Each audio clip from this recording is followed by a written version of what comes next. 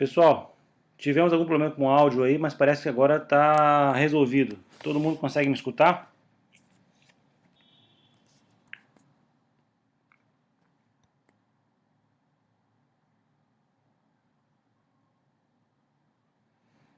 Ok, então vamos começar.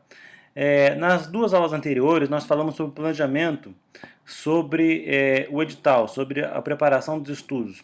Então a gente falou sobre o planejamento antes do edital e na aula anterior, planejamento depois do edital. Entre as duas aulas eu falei sobre algumas dicas sobre os estudos em si, sobre memorização, mnemônicos, mapas de estudo e por aí vai. Mas tudo fazia parte do planejamento em si.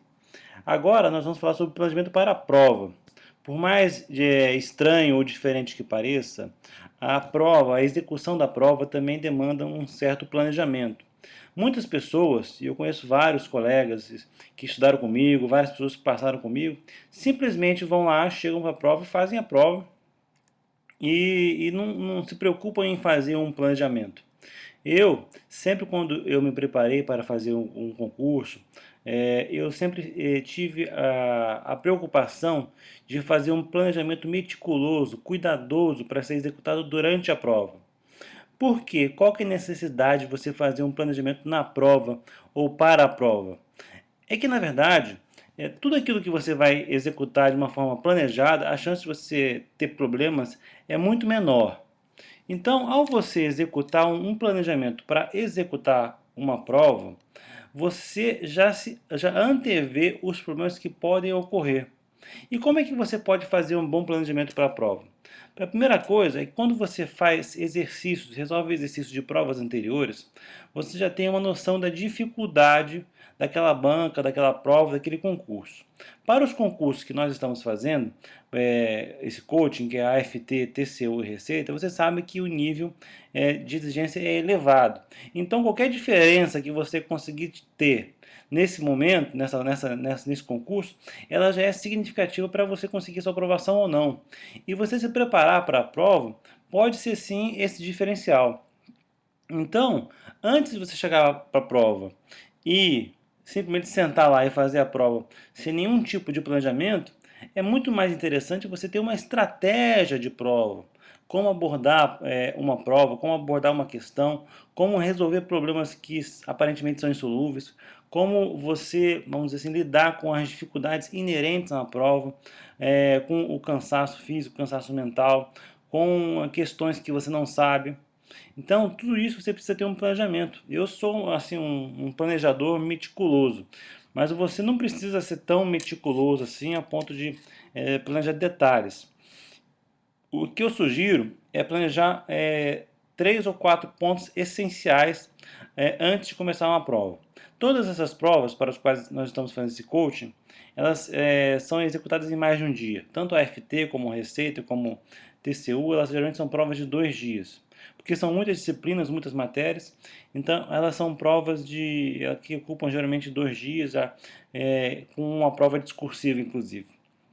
Então, como que eu faria hoje em dia, ou como que eu fiz na minha época, o planejamento para a prova?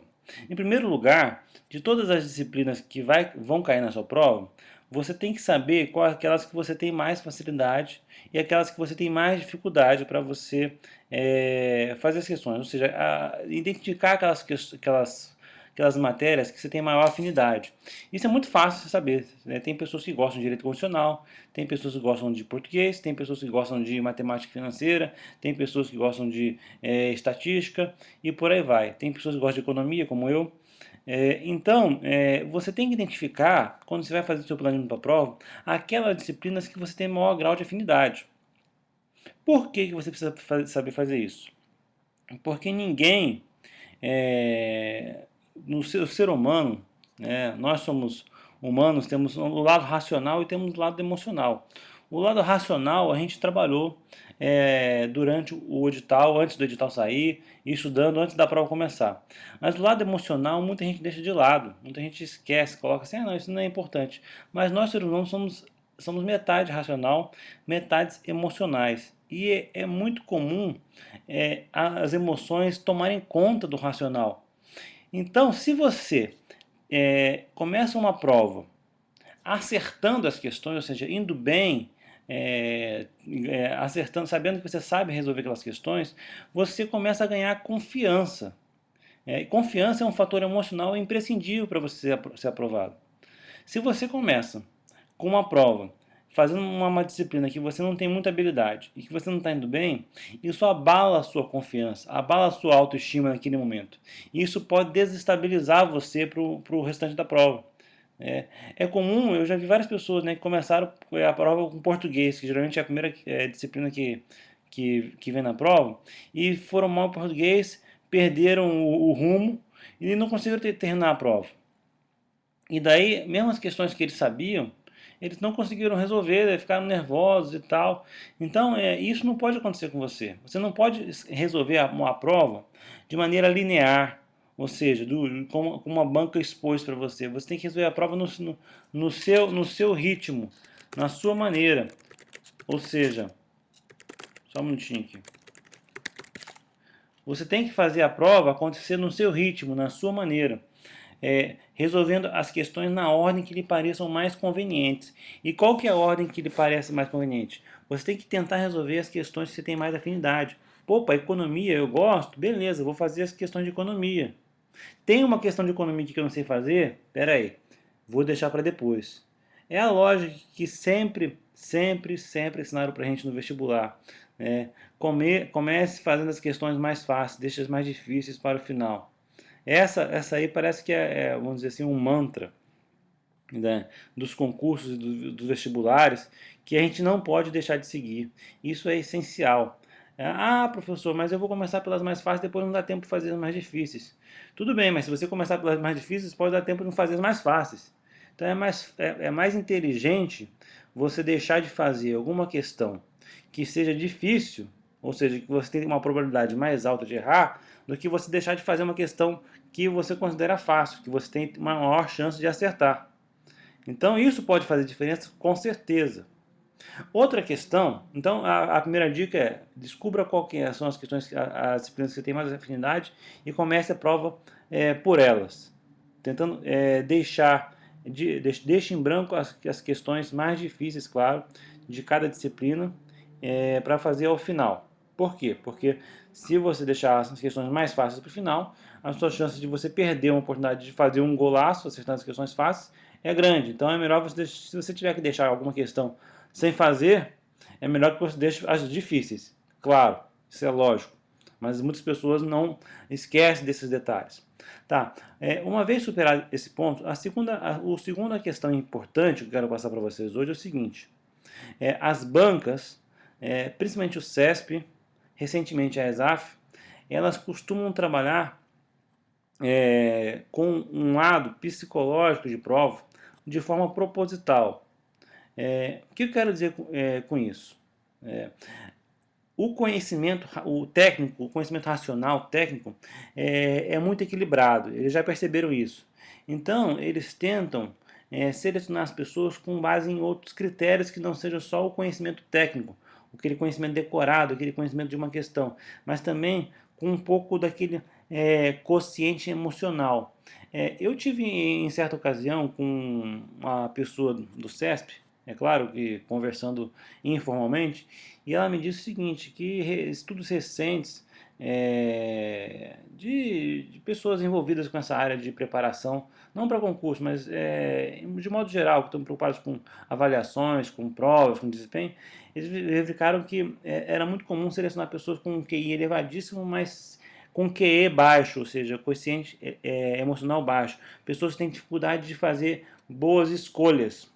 Pessoas podem ser muito inteligentes, mas podem não saber fazer boas escolhas. Então, modernamente, tenta-se também selecionar candidatos que tenham um quociente emocional elevado, ou seja, pessoas que saibam fazer boas escolhas, saibam decidir em momentos de pressão. E como que avaliar isso numa prova? Como que eles conseguiriam avaliar isso numa prova? Não dá para colocar isso no edital de prova. Como que eles fazem isso? Uma técnica para fazer isso é tentar dar ao candidato menos tempo do que o necessário para resolver uma prova. Então, o tempo para fazer a prova seria de 7 horas, mas eles colocam em 5. Para quê? para que o candidato tenha a noção de que é impossível você conseguir resolver aquela prova naquele tempo e consiga achar uma solução para esse problema. Tenha equilíbrio emocional suficiente para resolver esse problema. A outra questão que eles colocam também para o candidato resolver, geralmente é o seguinte: as primeiras questões de cada disciplina, de cada prova, elas são mais extensas, mais longas, tem um cabeçalho mais longo, tem um enunciado mais complexo. Para que isso? Porque eles sabem que a maioria das pessoas começam pelo começo. E quando as pessoas começam pelo começo e veem uma coisa muito grande, muito complexa, isso geralmente desestabiliza emocionalmente as pessoas. Elas deixam as pessoas, vamos dizer assim, com a confiança abalada. Então, é comum em provas, por exemplo, de contabilidade da ESAF, as primeiras questões serem uma apresentação de um balanço, um balanço patrimonial ou uma demonstração, uma DRE muito grande, que o candidato vê tanta informação na frente dele que ele fica desesperado. Poxa, eu não sei isso, eu não sei nada. Mas se você for ler a questão, você vai ver que a questão é fácil.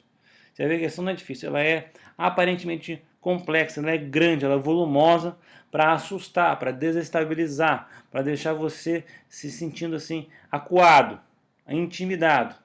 Então, qual que é o objetivo da banca nesse momento? É tentar testar o seu quociente emocional, ou seja, você tem equilíbrio para lidar com uma situação dessa, uma situação de dificuldade, uma situação em que você está numa adversidade e tem que reverter a situação.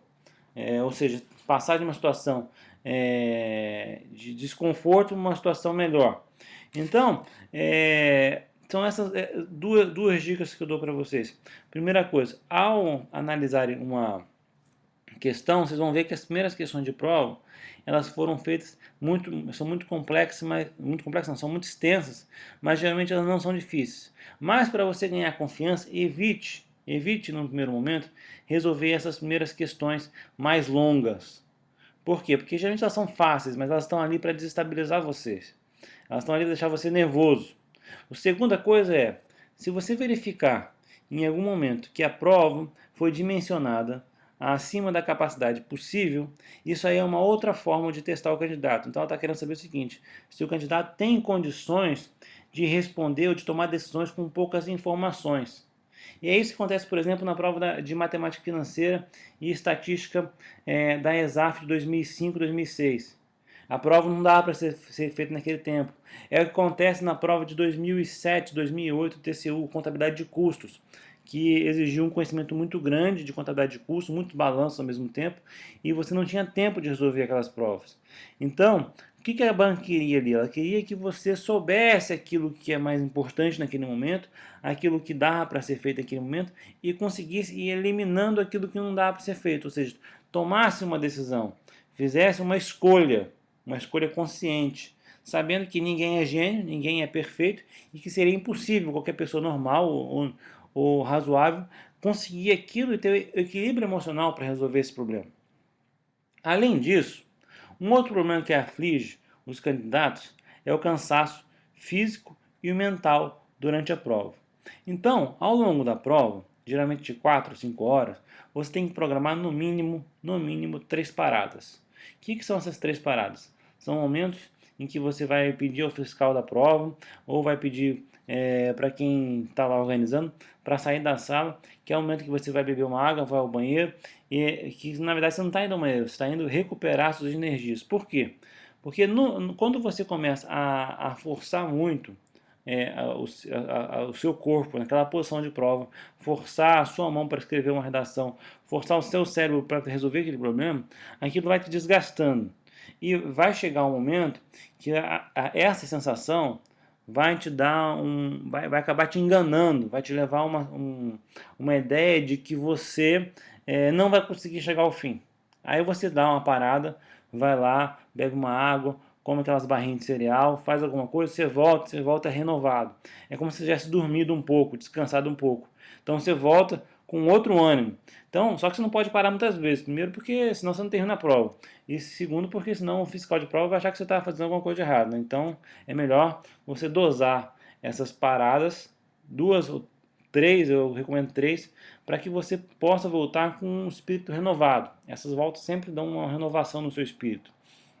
Então, com isso você lida com um cansaço físico e mental. Outra coisa que eu gostaria de deixar para vocês é que você deve ter consciência de que nesse momento de prova você está tenso. Quando você está tenso, os músculos do seu corpo eles ficam enrijecidos. Isso ocasiona dores, dores musculares, dores nos braços, dores nas costas. E como você está no momento de tensão, isso pode, vamos dizer assim, mascarar outras sensações fisiológicas, como fome, por exemplo. Então muitas pessoas às vezes estão com fome ou então sentem fraqueza, acho que é por causa do cansaço da prova, mas é porque baixou o nível de açúcar no sangue. Eu não sou médico não, mas eu já li sobre isso. Então o que acontece? Eu recomendo vocês, antes da prova, levar aquelas barrinhas de cereal, 3 ou 4, bota em cima da mesa que não é proibido. A água você leva também, porque você beber a água também ajuda você distrair um pouco daquela tensão de prova e ajuda principalmente a deixar os músculos menos tensos. Então o fato de você comer e beber uma água faz esse relaxamento muscular para você continuar seguindo em frente. Mas uma coisa você não tenha dúvida, né? Ao final da prova, no meio da prova, você vai estar um pouco esgotado. Quando estiver no final das provas, você está totalmente esgotado. Eu, quando fiz a última prova ano passado, minha mão, de tanto escrever, isso de umas 5, 6 páginas, estava dura, doía, né? Mas eu sabia que depois passava ali, acabou. Então, mas se você está assim, já inseguro, já incerto, com medo, e começa a sentir dor, cansaço, aquilo ali é um motivo a mais para você escolher a rota de fuga mais fácil. Ou seja, não vou desistir, vou parar por aqui, não vou responder. Você não pode cair nessa tentação. Você tem cada questão que está lá, se responder no seu melhor, mesmo com dor, mesmo com cansaço, mesmo esgotado, você tem que estar no seu melhor.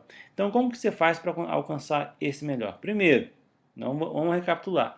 Primeiro, comece fazendo as questões que você tem mais afinidade. Depois, comece fazendo as questões que você acha mais fácil.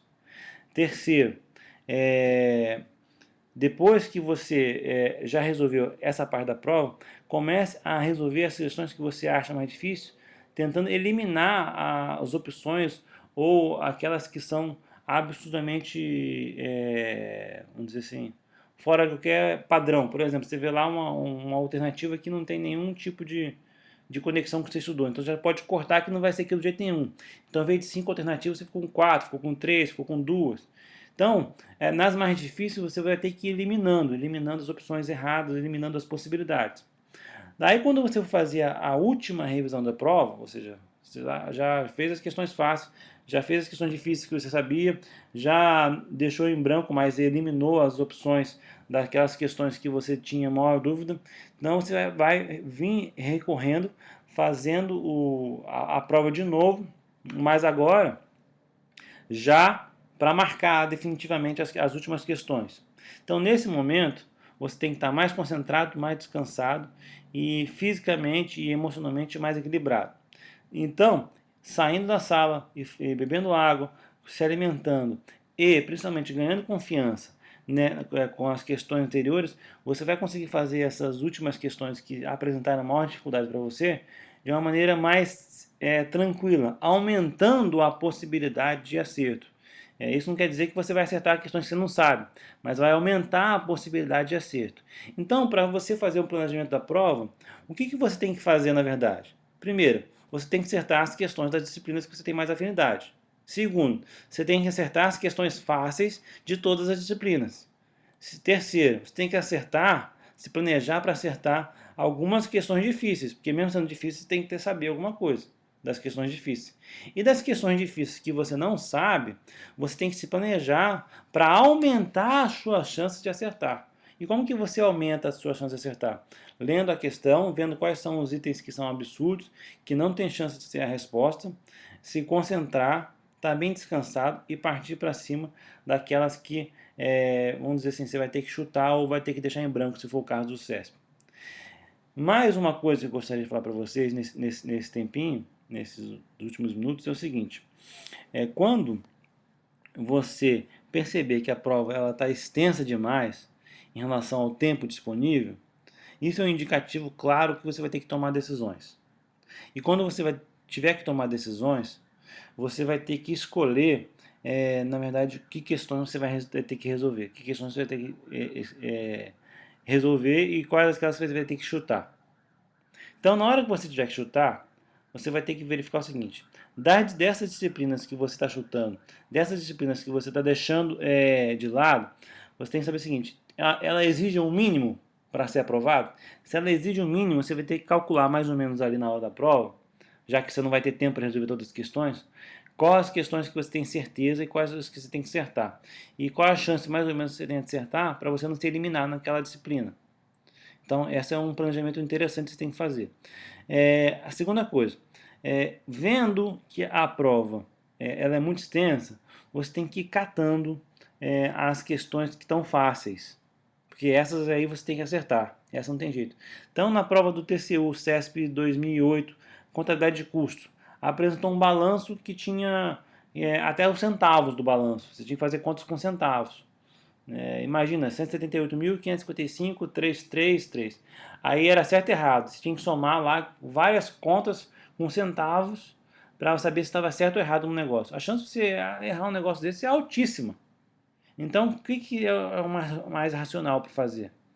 Mais racional é você procurar dentro das perguntas que estão ali quais aquelas que não exigiam cálculos. Tinham 10 questões. 5 exigiam cálculo, 5 não exigiam cálculo. As que exigiam cálculo, mesmo se você soubesse fazer, a chance de errar seria muito grande, porque você tinha que fazer soma até de centavos. Então, o que era mais lógico, já que o CES permite isso? Deixar em branco essas questões de cálculo e responder apenas as questões que não exigiam cálculo, porque essas aí vocês tinham como saber com certeza.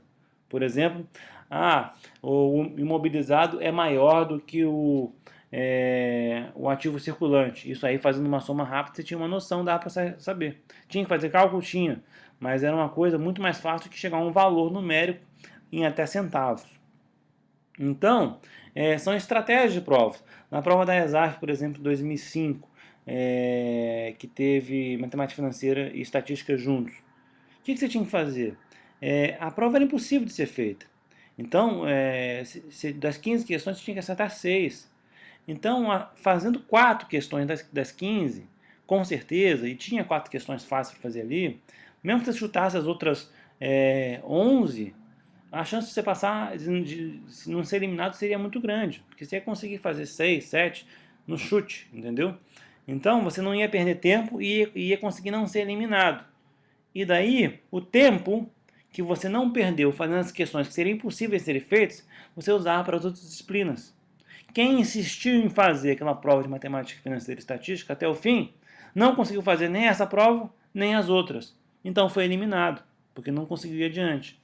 Então você tem que, na hora, raciocinar ali o que é possível fazer e o que não é possível fazer, porque muitas vezes a banca está querendo avaliar esse outro tipo de comportamento seu, esse outro conhecimento seu. Eu lembro que uma prova da ESAF para a STN, acho que foi de 2006, parece, 2006, a prova de economia foi um absurdo gigante. Nem cara que era doutor em economia conseguia fazer aquela prova. Mas tinha 2 ou 3 questões que eram perguntas muito simples de AFO. Então a pessoa conseguia ir lá responder as questões simples de AFO, que estava junto com a economia, e as outras ela podia analisar 2 ou 3 itens preliminares e tentar chutar as 3 alternativas que sobraram. Então com isso a pessoa conseguia não ser eliminada naquela disciplina, mas tentaria fazer diferença em outra disciplina. Então você tem que ter essa dosagem, essa capacidade de administrar esse tipo de situação. Porque se você não conseguir administrar esse tipo de situação, você pode ir por um caminho que não tem mais saída. E depois que você perdeu o tempo ali da prova e não conseguiu sair do lugar, já era, acabou a prova para você, já pode botar a viola no saco e ir embora. Então você não pode deixar isso acontecer. Então, essas são as estratégias que eu apresento para você no planejamento para a prova, certo? Basicamente, a nossa aula de hoje seria isso, né? Se alguém tiver mais alguma sugestão, dúvida para a gente comentar, estamos abertos aí para o debate agora. Dá uns 5 minutos para a gente discutir aí e conversar.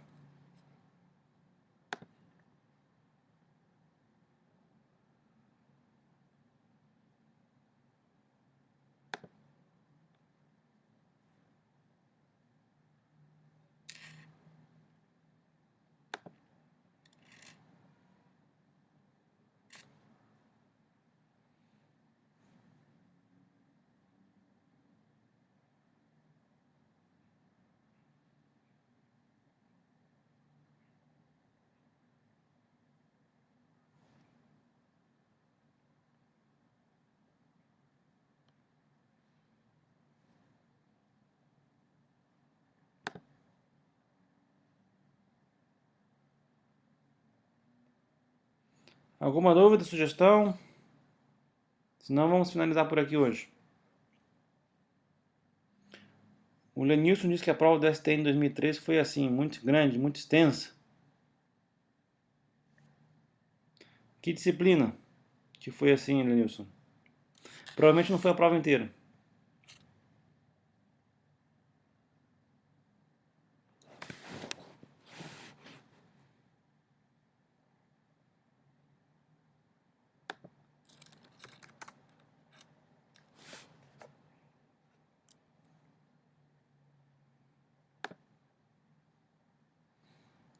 Estatísticas específicas à tarde.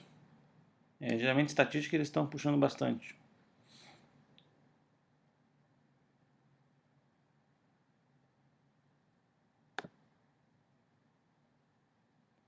Bem, pessoal, como não temos perguntas hoje, vamos ficando por aqui. Vou dar mais um minutinho aí para se alguém tiver algum questionamento.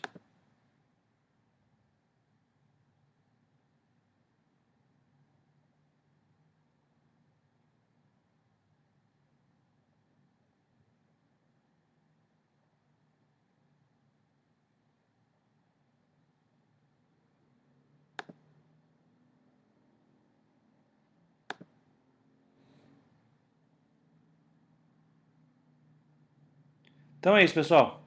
Boa noite para vocês. O pessoal que está na turma de coaching completo, eu vou entrar em contato essa semana para a gente retomar os encontros individuais, que estão um pouco atrasados, mas essa semana mesmo, no início da próxima, eu já entro em contato com todo mundo. São 14 ou 15 pessoas para a gente fazer os encontros individuais e a gente ver, estabelecer novas metas para as próximas semanas. Então, por enquanto é isso. Obrigado a todos e boa noite e até mais.